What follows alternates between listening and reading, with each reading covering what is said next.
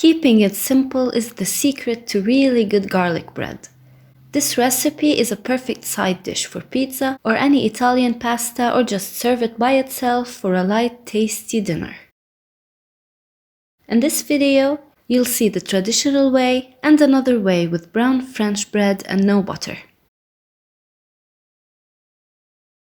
Please don't forget to like the video and subscribe to my channel. Preheat the oven to about 180 degrees. Peel 2 cloves of garlic. And if you like the spiciness, you can remove the seeds of 1 red chili pepper. Finely chop it and leave it aside. Get the type of bread that you want, split it by half and toast it under the broil. Then remove it when it's toasted and golden brown. Rub the garlic cloves on the bread as you see me doing on the video. This is the best way to make the bread absorb all the flavors of the garlic.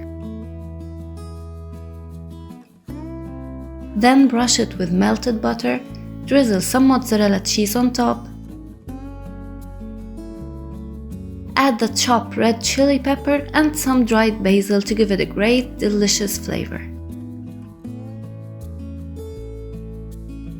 Then put it one more time into the oven, only to allow the cheese to melt, and then you are ready to enjoy the best garlic bread ever. Trust me on that and just try it. Now I'll show you how to make them in a healthy way. Slice 1 whole wheat French bread. Put the slices on a baking pan and then toast them in the oven until they are golden brown. As we did before, rub the brown toasted bread with garlic cloves. Add the mozzarella cheese on top, red chili pepper and some dried basil.